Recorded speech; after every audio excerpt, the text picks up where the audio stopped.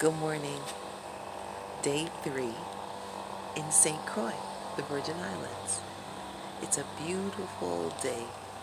It's about 84 degrees.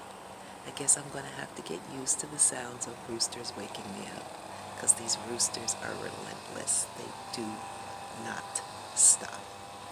Let me show you the block that I'm staying on.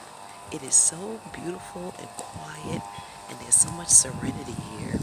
It reminds me so much of where my grandmother used to live in Rio Bajo in Panama. So I'll show it to you.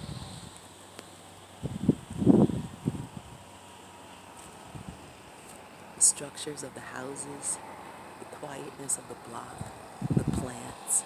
That's the neighbor's yard. It's quiet and peaceful. This morning I was reading Proverbs chapter 2 because today is December 2nd, and I just read the Proverbs as in accordance with the day of the month. And it was talking about wisdom, and it was talking about the wisdom that God gives. And it talks about how wisdom will make you make good decisions that will keep you safe, and that wisdom will also add to it knowledge and understanding. And I thought about how throughout the book of Proverbs, it talks about how wisdom is at every corner crying out. So that means the same wisdom that I can tap into in New York, I can tap into that same wisdom here in St. Croix. The same wisdom that you have right where you are. You can tap into wherever you go. There's no wisdom that doesn't travel with you in remote locations that God doesn't have to give to you. He has an abundant overflow of wisdom. He will tell you where to go, where not to go, who to connect with, how to connect with them, how to bring glory and honor to Him through your life, how to enhance the life of somebody else.